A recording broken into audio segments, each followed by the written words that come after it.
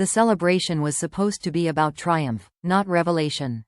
As applause still echoed from the stage and headlines praised his commanding performance in Macbeth, Sam Heughan stood at the center of one of the most important moments of his career. Critics called it a turning point, a victory that redefined how he would be viewed beyond television fame. No one expected that this professional high would immediately collide with a deeply personal truth. The atmosphere around him that night was electric but controlled. Interviews focused on discipline, preparation, and the emotional weight of Shakespeare's darkest tragedy. Sam appeared calm, grounded, almost reflective, as if absorbing the significance of the achievement. It was the kind of moment artists wait years for, and he handled it with the quiet confidence of someone who knew exactly what it meant. Then came the shift. In what began as an offhand exchange meant to close out the conversation, Sam confirmed something that instantly redirected attention away from the stage. He did not tease or deflect, nor did he smile his way past it. He confirmed, plainly and without hesitation, that he was married. The room fell into a brief, stunned silence that no amount of professional polish could smooth over. What made the confirmation so shocking was not the idea of marriage itself, but the complete absence of warning. There had been no engagement rumors, no public relationship trail, no carefully planted hints for fans to decode. For someone so frequently discussed and speculated about, the fact that such a milestone had remained hidden felt almost impossible. The contrast was striking. Moments earlier, the narrative had been about artistic validation and career evolution. Now it had shifted to a private life that many believed they understood but clearly did not.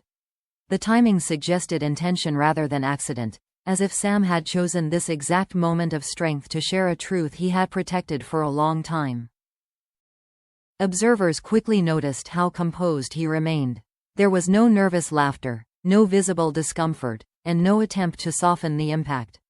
His tone was steady, almost relieved, suggesting that the confirmation was less about shock value and more about closure. He did not elaborate, and that restraint only heightened curiosity. Behind the scenes, those familiar with his approach were less surprised. Sam had always been deliberate about boundaries, especially when success intensified scrutiny. The decision to reveal a marriage only after achieving a major professional milestone hinted at careful planning rather than secrecy for its own sake. It suggested a desire to separate achievement from personal validation. The reaction outside the room was immediate and intense. Social media lit up with disbelief, celebration, and confusion in equal measure. Fans who had followed his career for years struggled to reconcile the image they held with the reality now presented. The lack of details invited imagination to rush in where facts were absent. Yet amid the frenzy, one detail stood out. Sam did not appear to be seeking approval or reaction. His confirmation felt final, not performative, as if he had already made peace with how it would be received. That confidence shifted the tone from scandal to revelation, from gossip to acknowledgement. What made this moment particularly powerful was its placement. By choosing to confirm his marriage in the glow of professional victory, Sam subtly reframed the narrative. The achievement on stage stood on its own, untouched by personal news, while his private life was introduced not as a distraction but as a parallel truth. As the evening progressed, it became clear that the story was no longer just about a wedding. It was about control, timing, and the decision to speak only when ready. The victory of Macbeth provided a foundation of credibility and strength, allowing the personal revelation to land without apology. By the end of the night, one thing was certain. Sam Heughan had not only claimed a major artistic triumph, but also asserted ownership over a story that had long belonged to speculation. The confirmation was shocking not because it was dramatic, but because it was calm, deliberate, and unmistakably final. The question everyone asked next arrived almost instantly, cutting through celebration and disbelief alike. If the wedding was real, then who was the bride? And how had she remained invisible in a world that rarely misses anything? As Sam Heughan stepped away from the spotlight that night, the narrative shifted from confirmation to consequence, and the consequences were louder than anyone expected. Within hours, speculation filled the gaps he had left untouched. Names surfaced, timelines were reconstructed, and old photographs were re-examined with renewed intensity. The absence of official details did not slow the story down, it accelerated it. In the vacuum of information, imagination became currency, and every theory competed to sound like fact.